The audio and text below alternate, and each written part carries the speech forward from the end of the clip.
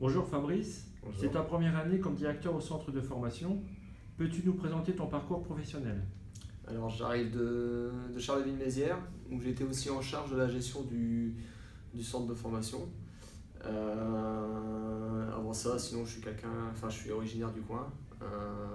Je suis passé par des petits clubs locaux, comme la Jeanne d'Arc d'Onain et la CET Tri-Basket pour du Hainaut. Comment s'est déroulé ton recrutement et quels étaient les axes pour recruter les nouvelles Green Girls? Alors le recrutement il s'est basé principalement autour d'un rajeunissement du groupe.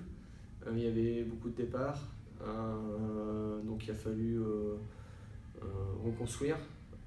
Donc on a ciblé principalement des premières années et on a complété avec des deuxièmes années et voire quelques troisièmes années. Voilà, le but c'est de reconstruire une nouvelle génération pour pouvoir performer dans les années à venir. Il y a eu pas mal de mouvements avec les arrivées et les départs. Quelles étaient les raisons? Elles sont simples, des départs pour des raisons scolaires, tout simplement, sur des choix, des orientations, et des joueuses qui arrivaient en fin de cycle de centre de formation. Nous connaissons tous le contexte lié au Covid. Celui-ci a-t-il perturbé la rentrée? Si oui, comment? Au début, non. Au début, non, pas trop. On n'a pas ressenti les contraintes liées au Covid, mis à part les masques et la distanciation au niveau de l'internat.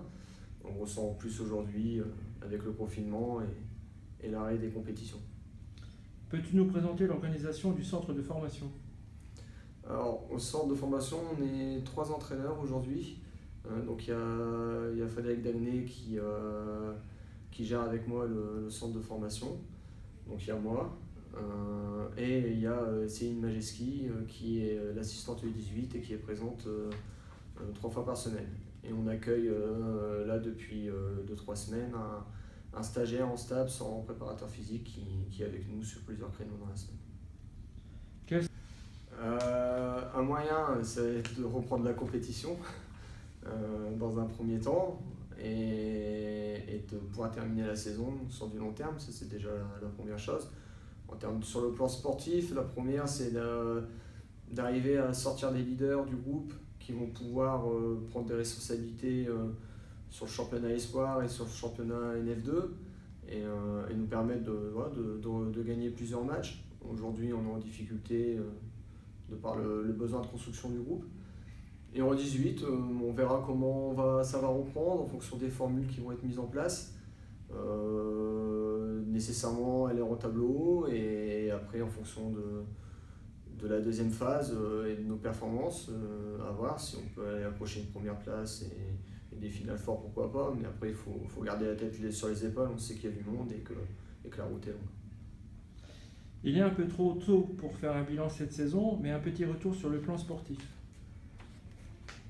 En demi-teinte, je dirais, parce qu'on a mis des espoirs sur certaines joueuses, dont les dernières qu'on a recrutées. Et aujourd'hui, il y a des filles qui ne répondent pas forcément à nos attentes, donc, y compris aussi sur les filles qu'on a pu garder dans le centre. Aujourd'hui, on est en demi-teinte, on attend plus des filles qu'on a à la fois récupérées et qu'on a à la fois gardées, même s'il reste quand même quelques bonnes surprises dans le groupe qui permettent aujourd'hui au groupe de progresser, d'avancer. Donc sur ça, c'est positif en soi.